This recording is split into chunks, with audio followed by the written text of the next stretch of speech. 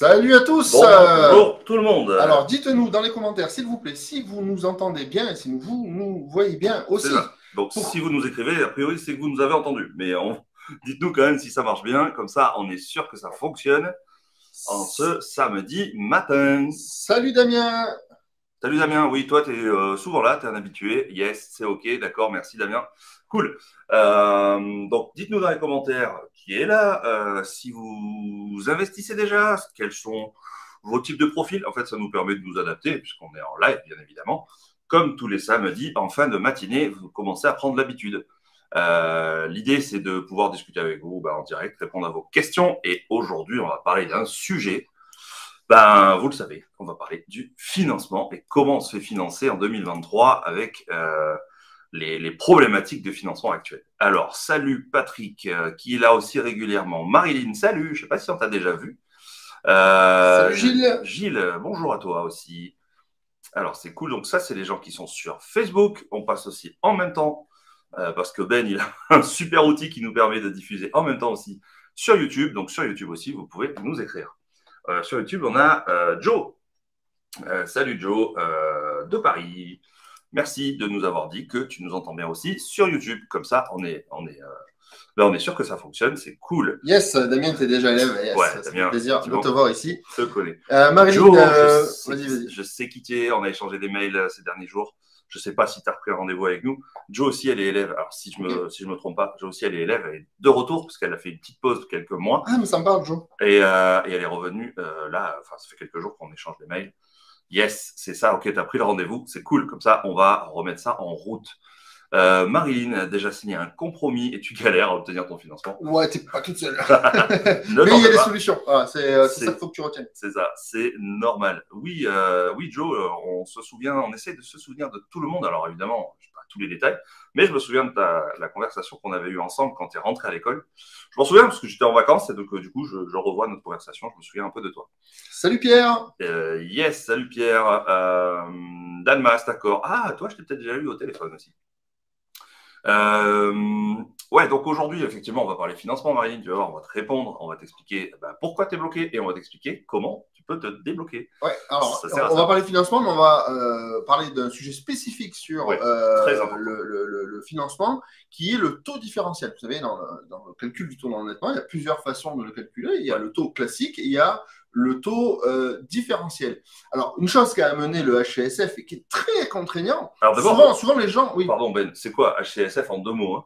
HCSF, c'est le Haut Conseil de stabilité financière qui a édicté des règles et qui fixe les règles de financement en France. Oui. Voilà, pour les banques. Et les gens sont concentrés sur oh mince, je suis bloqué à 35% de taux d'endettement. Ouais. D'accord. Mais c'est vrai qu'aujourd'hui, tu vas à la banque, tu as 35,1 de taux d'endettement, ça passe pas. Ouais, voilà, c'est en dur, voilà, c'est 35.0 et c'est comme ça, c'est en dur.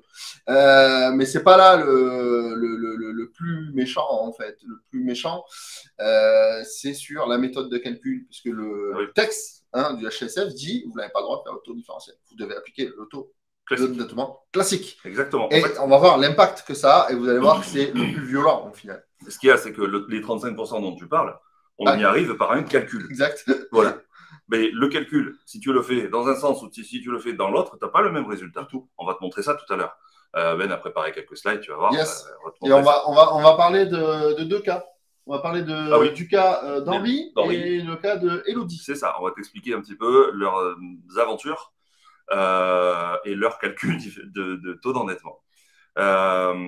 Oui, effectivement, Damien, le taux d'usure va être revu mensuellement jusqu'en juin ou juillet. Après, ils reverront. Mais c'est pas ça le problème de toute façon. On en parlera plutôt vers la fin, mais t'inquiète pas, le taux d'usure, c'est pas un problème. Le taux d'usure, c'est un autre sujet. Mais effectivement, le taux d'usure, il bloque aussi. Mais c'est pas le même. Mais on sait le contourner. C'est différents paramètres qui ont été fixés par ce fameux HCSF dont on a parlé tout à l'heure, le Haut Conseil de stabilité financière, qui fixe les règles de financement donc en France. Et ils ont édicté quelques paramètres, quelques seuils qu'on ne peut pas dépasser. Et le taux d'usure, c'est même encore autre chose. Le taux d'usure, il sert à protéger les particuliers, on va dire, pour pas que vous vous fassiez enfler par vos banques avec des trop hauts taux. Le problème, c'est que du coup, maintenant, on ne peut même plus être financé à cause de ça. Mais ça, c'est pareil, il y a un moyen de contournement. Effectivement, Ben, on en parlera à la fin.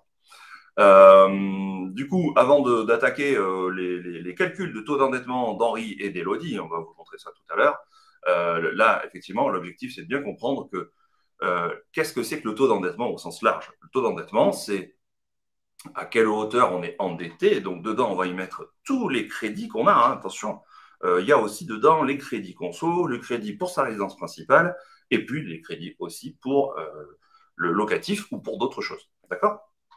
Et on rapporte ça, hop là, je me mets comme ça, on rapporte ça par rapport à nos revenus, et on le compare à nos revenus. Il ne faut pas que ça soit trop gros, sinon on n'a plus la capacité de vivre, et comme on va vivre, ben, on ne va plus pouvoir rembourser. Voilà pourquoi le taux d'endettement, il est très important pour la banque. Je te propose qu'on passe sur les slides. Yes. Allez. Alors, on commence par Henri ou par Élodie? Tiens, je me souviens plus. On va commencer par Henri. Allez, ça marche. Hop, ici. Alors, on va voir. J'espère que ça va marcher. Voilà. Il ne se passe rien. Alors, hop. Voilà. Et ça devrait. Alors, c'est peut-être ici qu'il faut faire ça. Hop. Ouais, cool, ça marche. Ok, on va vérifier sur le retour, mais a priori, ça fonctionne. Oui, ça fonctionne. Okay. Donc, on va parler de Monsieur Chissement qui calcule son taux d'endettement avec le calcul classique. C'est ça. Donc, on parle de Henri Chissement. Okay. Exactement. Tu nous as fait un petit jeu de mots, j'aime bien, j'apprécie. L'idée, c'est de voir comment lui calcule son taux d'endettement. Et ensuite, on verra le cas d'Élodie qui calcule son taux d'endettement d'une autre façon. Et vous allez voir la différence. Il y en a un qui va pouvoir continuer d'investir et l'autre qui ne pourra plus. Vous allez bien le voir ça. Allez. Le loyer est-il pris en compte dans le calcul du taux d'endettement? Oui. Patrick, on va y répondre dans un instant. On va faire le calcul ensemble.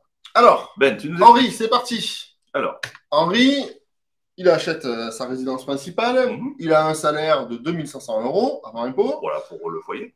Il va acheter une résidence, enfin, il va faire un emprunt sur 20 ans de 150 000 €. Il y a tout dedans, hein, FAI, etc. L'emprunt fait 150 000 €. Ça fait donc une mensualité de 850 € par mois. OK? Alors, comment on calcule le taux d'endettement? À ce moment-là, c'est très simple. Hein. On va prendre la mensualité de la résidence principale qu'on va diviser par les revenus. C'est ça. OK? Donc, on va faire 850 € divisé par 2500 €. Ce qui va nous donner un taux d'endettement de 34%. On s'est mis à la limite. Quasiment, à la limite, hein, on sait que le HCSF c'est 35%, on est à 34%. Du point de vue du HCSF, c'est OK.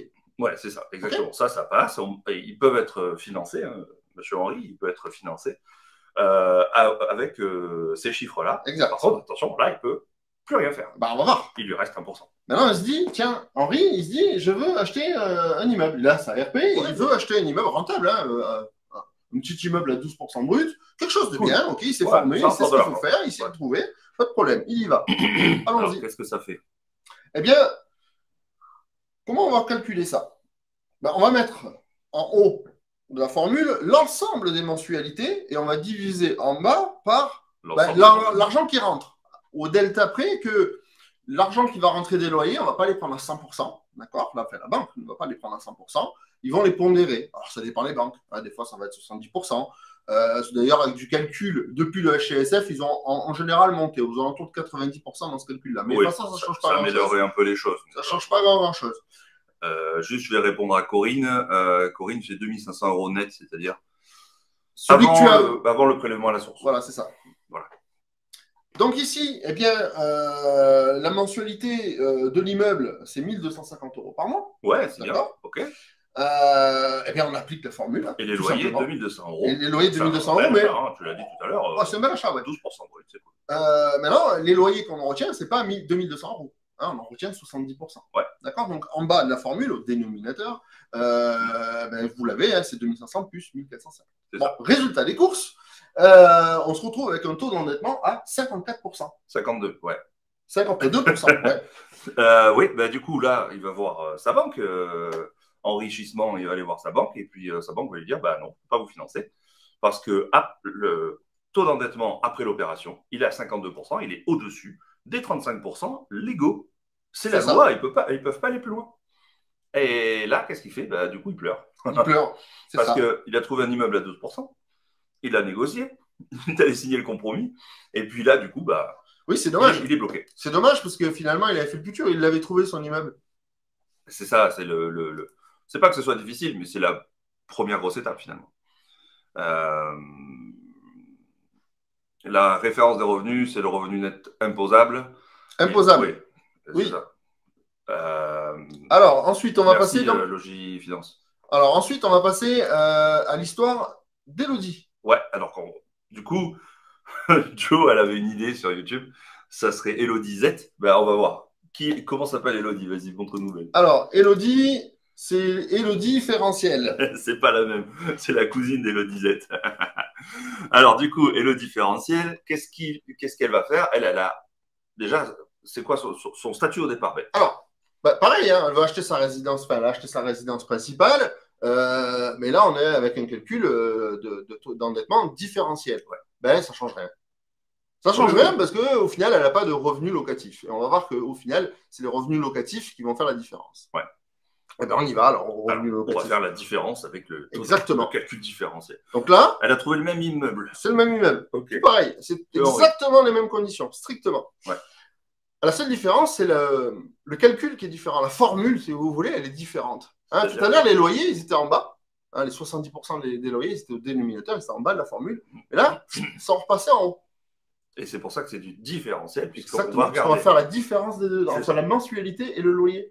Exactement. Et du coup, si la mensualité est bien supérieure au loyer, c'est ce qu'on voit à l'écran, bah dans ces cas-là, on fait réduire le numérateur. Non seulement on ne fait pas grimper, mais en plus de ça, on réduit le taux d'endettement. Vous voyez, on passe de 34% à 21%. C'est-à-dire qu'on a amélioré notre taux d'endettement. Et donc, Elodie, elle peut être financée. Alors, non seulement elle peut être financée, mais si on va même un peu plus loin que ça, c'est-à-dire que quand on fait des investissements rentables, le taux d'endettement, il diminue. Ça veut dire qu'on peut continuer alors. Eh ouais, c'est ça la clé. C'est qu'on peut enchaîner. Exactement. Et comment est-ce qu'elle a fait ça? 70% des loyers de son investissement couvrent plus que la mensualité pour payer cet investissement. On voit que les loyers mensuels, c'est 2200 euros, et la mensualité de crédit, elle n'est pas affichée là, elle est affichée dans le calcul, c'est 1250 euros. Et ça change absolument tout. Elle peut en faire d'autres, tu as raison Damien. Elle va pouvoir en faire d'autres, elle ne sera pas bloquée. Donc c'est là qu'on voit que avec le même cas, hein, c'est-à-dire que la résidence principale, c'était la même. Les meubles que nos investisseurs ont trouvés, ce sont les mêmes. Sauf qu'avec le calcul d'endettement classique, Henri se retrouve à 52% d'endettement, alors qu'Elodie se retrouve avec 21% d'endettement. Et à ce moment-là, effectivement, elle peut continuer. Alors, c'est bien beau, mais maintenant, comment on fait pour avoir le taux différentiel? Moi, je veux le taux différentiel, là. Comment c'est ça, c'est quand même plutôt une bonne idée. Comment on fait? Alors, comment on fait? Aujourd'hui, on a parlé tout à l'heure des nouvelles lois, de la réglementation du HCSF, qui régit donc le financement des crédits immobiliers en particulier. Et le HCSF a imposé, dans la loi, depuis le 1er janvier 2022, a imposé le calcul classique du taux d'endettement. Mais il y a quand même des solutions pour aller chercher le calcul différentiel. Pourquoi? Parce que le HCSF, il est applicable aux personnes physiques. Il n'est pas applicable aux personnes morales. Et ça change absolument tout dans notre raisonnement. Ce qu'il faut comprendre, en fait, c'est que si vous passez en SCI, par exemple, c'est une personne morale, c'est une société, la société civile immobilière, si c'est elle qui investit et pas la personne physique, on va pouvoir dépasser les fameux 35% du taux d'endettement. Parce que ça ne serait pas soumis au HCSF. Exactement. Sauf que... Exact. Ça, c'est le texte. Ça, c'est le texte. Sauf que, depuis 2021-2022, toutes les banques classiques sont passées à appliquer les règles du HCSF aussi au SCI.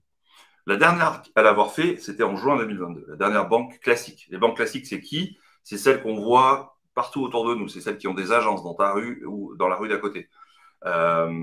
L'idée, on va les citer comme ça, tu vas voir, c'est beaucoup plus simple. BNP, Société Générale, LCL, etc. Ces banques-là, effectivement, elles appliquent les règles du HCSF, même au SCI aujourd'hui. Alors, comment on fait, Ben, pour pouvoir aller appliquer le taux différentiel et pour pouvoir enchaîner nos investissements, alors que les banques nous bloquent? Eh bien, on va voir le banc courtier. Exactement. En fait, si tu veux investir en SCI, continuer d'investir et bénéficier du calcul différentiel, eh bien, il va falloir aller voir les bons courtiers. On précise bien les bons courtiers. Il y en a qui sont moins bons, il y en a qui sont peut-être meilleurs. Mais nous, on a développé des partenariats avec des courtiers qui vont pas voir les banques classiques. Tu as un exemple d'un de nos courtiers à l'écran. Lui, il nous finance à partir dans des banques privées ou dans des banques étrangères. Bien sûr, c'est légal. Bien sûr. Pourquoi on dit que c'est légal? Bien évidemment, puisqu'on va aller investir en SCI et donc on ne va pas être soumis aux règles du HCSF. Sauf que ces banques-là ne rajoutent pas cette surcouche où elles appliquent les règles les nouvelles règles d'octroi de crédit au SCI. Elles les appliquent uniquement pour les particuliers. Alors, non seulement il applique le taux d'endettement différentiel, ce qu'on a vu là aujourd'hui, qui permet d'enchaîner et de faire des gros projets, et en plus de ça, sans apport. Alors après, effectivement, il finance à 110%. 110%, ça veut dire quoi? C'est le prix du bien, les frais d'agence inclus, plus les frais de mutation chez le notaire, plus les frais bancaires. Il couvre tout. Et tout à l'heure, tu parlais, au tout début de la session, tu parlais du taux d'usure. Ouais, on a parlé un peu du taux d'usure. Ben, le taux d'usure, je vous l'ai dit tout à l'heure, à demi-mot, il n'est applicable qu'aux personnes physiques. Donc, si on investit en SCI, le taux d'usure n'est pas applicable. Il peut être calculé tous les mois ou tous les jours ou tous les 6 mois, on s'en fout, parce qu'il n'est pas applicable. Alors, effectivement, on va vérifier quels sont les taux qui vont nous être appliqués, bien évidemment. Mais on n'est pas bloqué, alors qu'on veut investir. On n'est pas bloqué par le taux d'usure. Et aujourd'hui, tous les gens qui sont investisseurs et qui sont bloqués par les financements, soit c'est le taux d'endettement qui va bloquer, soit c'est le taux d'usure qui va bloquer. On a une petite vidéo? Oui, alors je voulais finir sur les différentes contraintes que font sauter nos courtiers. Si tu veux bien, il y a une contrainte d'âge dont on nous parle souvent en fait. En 2 mots, tu peux investir sur un crédit sur 20 ans jusqu'à 75 ans au démarrage du crédit. Parce qu'en fait, ce que vont faire nos courtiers, c'est qu'ils vont jusqu'à 95 ans fin de crédit. Donc ça, c'est aussi un énorme avantage, alors que j'ai encore eu quelqu'un au téléphone hier qui me disait depuis que j'ai 40 ans, ma banque me suit plus parce que je suis trop vieux. Attends, 40 ans, pas déconner, c'est pas vieux. Hein. Donc là, effectivement, il n'y a aussi pas de problématique d'âge. Voilà. Oui, on va vous passer une petite vidéo où on a interviewé notre. C'est rapide, ça dure 1 minute. C'est juste pour vous montrer que la personne existe réellement. Ouais, c'est ça. Vous restez avec nous, ça va durer 1 minute. Pendant ce temps-là, on ne va pas parler. Écoutez bien. C'est parti, Ben. Aujourd'hui, si on veut emprunter, c'est compliqué. C'est compliqué en mode traditionnel parce qu'il y a une incertitude et que les risques sont présents à l'esprit des banques, mais il y a des solutions. D'accord. C'est-à-dire qu'aujourd'hui, la personne lambda qui veut emprunter, si elle va elle-même voir les banques classiques, il y a de fortes chances que ça ne passe pas. Oui, dans 90% des cas, elle ne passera pas. D'accord. Par contre, si effectivement la personne passe par un réseau adapté, typiquement toi, là, il y a des chances, pour le coup, inverse, de pouvoir obtenir le financement. Absolument. Et toi, en fait, tu passes pas par les banques classiques, tu passes par quoi? Par les banques d'affaires? Tu passes par comment ça se fait que tu arrives finalement à obtenir les financements? Aujourd'hui, allez, on est de retour avec vous. Ouais. Donc, voilà, c'est juste pour vous dire que oui, la photo qu'on vous a mis tout à l'heure quand on parlait du courtier, ben, cette personne, elle existe réellement. Alors, c'est pas le seul courtier avec laquelle on travaille, mais effectivement, on travaille plutôt beaucoup avec cette personne-là qui a des taux d'acceptation de plus de 95%. Voilà. Quand on voit que finalement, si vous voulez y aller tout seul aux banques et que vous voulez déroger aux 35% qu'on a vu tout à l'heure, c'est 4%. 4% des dossiers. 4% des dossiers qui peuvent déroger aux nouvelles règles applicables depuis le 1er janvier 2022. Donc, autant te dire qu'il n'y a pas beaucoup de chances que ça passe. Alors qu'effectivement, avec nos courtiers, on a un résultat de plus de 90 ou 95% sur l'année 2022 et sur là, le début de janvier aussi, ça continue. Justement, on vous a apporté les dernières offres qui ont été proposées à nos élèves et qui nous ont envoyées. Donc, on a la première, c'est celle-là, la plus ancienne, 214 000 euros, donc à 110%. C'était le 22 décembre 2022. Hein, donc, tu vois, c'est récent. Et ensuite, 316 000 euros, c'était le 10 janvier 2023. Donc, ça continue en janvier. Ça fonctionne toujours. Ça, ce sont des offres de prêt qui ont été proposées à nos élèves. L'idée, c'est vraiment de comprendre, en fait, que oui, ça marche toujours parce comme on vous l'a expliqué, en fait, on suit la loi. On ne déroge pas à la loi, évidemment, tout est légal. Le principe, c'est que vous puissiez être financé pour vos projets. Donc, nos élèves, tous nos élèves immobiliers et qui sont des formations immobilières et qui sont accompagnés avec nous, bénéficient bien évidemment du contact de ces courtiers, de ces différents courtiers. On t'envoie vers celui qui correspond à ton profil, bien évidemment. Alors, si vous, vous n'êtes pas élève, vous pouvez devenir élève et avoir accès à ces courtiers, ou tout simplement vouloir tenter l'aventure tout seul, vous avez le droit, aucun problème, on ne va pas du tout se vexer. Mais voilà, sachez que si vous êtes dans la difficulté, que vous allez avoir 1, 2, 3, 10 banques et que ça bloque, sachez que nous, on a des solutions. Alors, ça dépendra évidemment de votre profil. Voilà, tout simplement. Alors, effectivement, alors on a une autre, oui. En 2 mots, qui on est, on vous le rappelle, donc on est l'école de l'abondance, on a créé un centre de formation, on a été certifié par l'État, on est éligible à différents types de financement pour t'aider à financer ta formation. On forme les gens à investir dans des biens rentables. Ben, tu nous as dit tout à l'heure, tu nous as expliqué que pour que le taux d'endettement il baisse avec le calcul différentiel, il faut quand même qu'on investisse dans des biens rentables. Il ne faut pas investir dans du pourri. Voilà, ça c'est super important. Et pour ceux qui se posent la question, oui, on est éligible au CPF. Voilà. Oui, au CPF et aux autres types de financement, je vais dire rapidement. On a plus de 1000 élèves aujourd'hui. Donc Ben, tout à l'heure, tu vas nous mettre dans les différents côté YouTube et côté Facebook un lien pour pouvoir prendre un rendez-vous avec nous. L'idée de ce rendez-vous, en fait, c'est de pouvoir discuter avec vous déjà de vos objectifs, de vos projets. On va valider si vous êtes finançable auprès de nos courtiers. On vous le dira directement, si ça passe ou si ça passe pas. Et l'avantage, c'est que c'est très rapide. Et à partir de là, on discute de vos projets ensemble et vous pouvez intégrer l'école de l'abondance avec nous. On va prendre quelques questions. J'ai vu une question tout à l'heure sur Facebook. Est-ce que ça marche aussi si on souhaite investir en SARL de famille? C'est une société, c'est une personne morale. Donc oui, Marilyn, bien sûr que c'est possible. Ensuite, j'ai vu Joe. Du coup, si pas de taux d'usure, à quel taux on peut s'attendre? Ça dépend. Alors là, honnêtement, ça fluctue beaucoup. Les financements, le monde du crédit immobilier depuis 1 an et demi, il bouge beaucoup. Depuis 6 mois, il bouge encore plus vite. Et puis la première question qu'on devrait se poser, c'est est-ce que ton financement, tu peux l'avoir? Parce qu'en fait, aujourd'hui, il y a tellement de refus qu'on est content quand on a un dossier accepté et qui plus est sans apport. Personnellement, je préfère que le taux soit plus élevé et pas mettre d'apport. Et c'est pour ça qu'en fait, on ne peut pas trop répondre parce que le taux, il n'est pas important. Le taux, il n'est pas important à partir du moment où vous pouvez investir. Alors évidemment, il ne faut pas que vous preniez des taux à 28% de TAEG, mais ce n'est pas l'objectif. Et ce n'est pas du tout le type de taux. Mais honnêtement, voilà, j'en sais pas plus parce que ça, c'est le boulot de notre courtier. Nous, on vous forme à investir dans des biens rentables et l'étape suivante, c'est le boulot du courtier. Alors, par contre, tu l'as dit tout à l'heure, effectivement, ceux qui tapent à la porte de chez nous pour pouvoir accéder au courtier et à la formation, on ne prendra pas tout le monde. Alors, déjà, nous, on va vous filtrer. Si vous n'êtes pas finançable, on ne vous fait pas rentrer, tout simplement. Là, c'est pour votre bien, finalement. Votre bien. Pas pour votre bien immobilier, pour votre santé si vous voulez. Mais aussi, on filtre la motivation. Il y a des gens qui ne vont pas passer à l'action ou on filtre. On ne prend pas tout le monde. Je l'ai dit hier après-midi à quelqu'un que j'ai eu au téléphone en rendez-vous justement. Je dis écoute, toi, tu es motivé, mais c'est vrai qu'il y a des fois où il y a des gens qu'on sent mou et pas motivés. On n'a pas du tout envie de vous faire rentrer dans l'école, de passer du temps avec vous, de s'investir, parce qu'on s'investit dans vos objectifs et dans votre formation, et qu'après, vous ne passiez pas à l'action.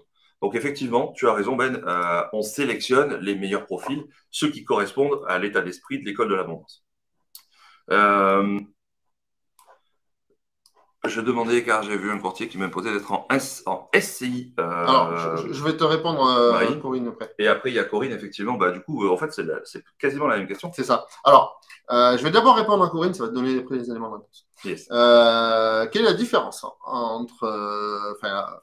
avantage entre SCI et SARL de famille? Alors, SCI à l'IS, faisons le décor, SCI à l'IS et SARL de famille. Alors, sur les sociétés. Qu'est-ce que c'est la SARL de famille? Parce qu'il existe la SARL tout court. D'accord? Alors, une SARL, il faut savoir que normalement, elle est à l'IS, un peu sur les sociétés. Maintenant, tu peux la mettre à l'IR, mais sur un temps limité, maximum 5 ans. D'accord? la SARL de famille, qui donc doit être possédée par les membres de la famille, Renaud et moi, on ne peut pas avoir une SARL de famille. C'est ça. Permet d'être à l'IR, à l'impôt sur le revenu, mais sur une durée indéterminée. D'accord? Ouais. Enfin, infinie, quoi. Bah oui, mais alors pourquoi? Parce que là, on est en train de dire, ok, en fait, c'est deux mondes différents, quoi. Il y a un monde en impôt sur le revenu et un monde en impôt sur les sociétés. Ah, c'est complètement différent. Exactement. En fait, la SARL de famille te permet d'aller héberger du LMNP ou LMP, hein, si après les loyers et charges comprises dépassent des certaines seuils. Ouais. Mais c'est l'objectif de la SARL de famille. D'accord? Parce que tu as l'IR. Parce que si tu me montes une SARL de famille et que tu veux la mettre à l'IS, ce qui n'est pas impossible, il n'y a aucun intérêt. Voilà. Tu peux du coup rester en SCI à l'IS, à l'impôt des sociétés, et bénéficier quand même d'un régime fiscal qui est plutôt pas mal avantageux. Alors ça, c'est pareil. C'est la formation sur la fiscalité, elle dure, cette partie, elle dure plus de 10 heures, donc on va pas te la faire là en 5 minutes. Mais le principe, c'est de comprendre en fait que suivant le régime fiscal que tu veux adapter, que tu veux appliquer à ta situation, et donc qui doit être adapté à ta situation, tu peux plutôt choisir de partir sur le monde des sociétés à l'impôt sur les sociétés, donc à l'IS, ou alors rester dans le monde, entre guillemets, du non propre, même si tu es en SARL de famille, ça va être une fiscalité type non propre à l'impôt sur le revenu, et c'est différent. J'allais dire que c'est moins optimisé, en tout cas, c'est différent. Oui, alors donc, après, il faut comprendre juste pourquoi est-ce que tu veux aller plutôt vers l'IS ou plutôt vers l'IR. Alors, je vais juste continuer, c'est qu'un SARL de famille, c'est pas magique. On pourrait dire, ah, mais c'est super, je vais faire du LMNP, il n'y a pas de seuil. Et on passe pas à LMP. Si, il y a les seuils, ils sont quand même. Voilà. Donc, oui, effectivement, Corinne, dans la SCI à l'IS, tu ne vas pas faire du LMNP. Tu peux faire du meublé dans la SCI à l'IS, oui. hein, mais tu n'es pas sous le régime fiscal du LMNP. Exactement. C'est deux choses indépendantes. Voilà. Mais c'est pour ça qu'il faut se poser la question. Mais LMNP, posez-vous la question. C'est bien le LMNP, hein, d'accord, mais c'est limité, d'accord. Après, tu passes LMP. Attention au LMP. Voilà, LMNP, c'est limité, grosso modo, à 23 000 € annuels. Bien sûr, il y a aussi la comparaison par rapport aux autres revenus. Mais si vous voulez investir dans l'immobilier, vivre de votre immobilier, LMNP, ça ne suffit pas. Ou LMP. Voilà. Et du coup, tu passes LMP. Et pourquoi pas, hein, il y a des gens, on a des élèves qui vivent très bien au régime du loueur en meublé professionnel, LMP. Mais effectivement, ce sont des stratégies différentes. Et la stratégie, comment est-ce qu'on la pose? On ne la pose pas sur la fiscalité. La stratégie, on la pose par rapport à vos objectifs. Quels sont vos objectifs? Ça fait partie de la discussion qu'on aura au téléphone avec vous, si vous prenez rendez-vous avec nous. Donc, on en discutera, on parlera, on partira de vos objectifs. Ensuite, on définit une stratégie. Et ensuite, on cherche un bien. Et après, on trouve la bonne fiscalité. C'est la 4e étape, tu vois. Donc, c'est pour ça que c'est très important, en fait, de comprendre ce que vous voulez dans la vie. Et c'est à partir de là que vous allez regarder la fiscalité. LMNP, SCI, en fait, on s'en fout. Je vais couper court à toute discussion LMNP, SCI, LIS. C'est un débat que j'adore et on en a fait beaucoup de conférences là-dessus et on en refera. Mais LMNP égale non propre, sauf le cas de la SARL de famille. Mais sinon, c'est non propre, d'accord? Non propre égale HSF égale taux classique d'endettement. Ce qu'on vient de voir aujourd'hui. D'accord? C'est ça. Normalement, il n'y a plus de question de fiscalité derrière après ce que je viens de dire. C'est ça. La fiscalité, ça arrive vraiment à la fin. Hein. L'objectif, c'est pas de ne pas vous répondre. C'est juste que ça dépend de vos objectifs. Marilyn, tu as raison. Oui, on peut sortir de la trésorerie sans frais, sauf que les frais, tu les as eu avant. Ouais. Tu as payé l'impôt obligatoirement. Alors, en fait, quand on a... Allez, en 2 mots, on va essayer de finir là-dessus. Quand on est en nom propre, on paye 100% des impôts pour pouvoir avoir l'argent dans sa poche. Si on est en SCI à l'IS, par exemple, quand on est dans une société à l'impôt sur les sociétés, on va payer beaucoup moins d'impôts. Hop, là, c'est ici. Payer beaucoup moins d'impôts. Et on ne va payer ensuite l'impôt pour prendre dans sa poche que ce qu'on prend réellement. Et on n'a pas forcément besoin de tout prendre, croisant les... Mais c'est beaucoup plus complexe que ça, en fait. Voilà, c'est un schéma, ce que tu dis. Ouais. Et là, il faudrait mettre des chiffres pour bien comprendre et voir la différence des deux. Voilà, ça, c'est dans la formation. En fait, c'est dans la formation. C'est vrai. Chiffres, et puis, de temps en temps, on fait des conférences là-dessus. Donc, il faut bien regarder les mails, etc., notre com, parce que de temps en temps, on fait une conférence là-dessus assez poussée. Ouais. Et pour tout vous expliquer, vous mettre ça avec des chiffres, tout simplement. Donc, effectivement, le sujet du jour, c'est le taux d'endettement différentiel. Vous voyez que c'est magique, puisqu'on peut investir, réinvestir. C'est Elodie, oui, du coup, et le différentiel qui a pu continuer d'investir. L'idée, c'est de pouvoir en bénéficier. Comment est-ce qu'on fait pour en bénéficier? On ne peut plus aller voir les banques classiques aujourd'hui, par peut-être quelques exceptions, mais les banques classiques ne l'autorisent plus. Le HCSF ne l'autorise, ça c'est la loi, ne l'autorise plus pour les gens en nom propre. Donc ça commence à être très très réduit quand même. Il nous reste la possibilité de passer par les banques privées ou certaines banques étrangères que vous proposent nos courtiers. Donc, je ne sais pas si vous avez pris rendez-vous, je ne vais pas regarder là de suite si vous avez pris des rendez-vous, mais prenez rendez-vous avec nous, on en discute avec vous pour savoir comment avoir le contact de nos courtiers. C'est réservé à nos élèves et aussi, évidemment, à nos élèves, on leur apprend à investir et à gagner de l'argent avec l'immobilier et à trouver des biens rentables. Voilà, écoute, on a passé une bonne session aujourd'hui. On se dit samedi prochain. Je ne connais pas encore le sujet, ne vous inquiétez pas. On va trouver un truc intéressant. C'est ça. À bientôt. Bye bye. Ciao.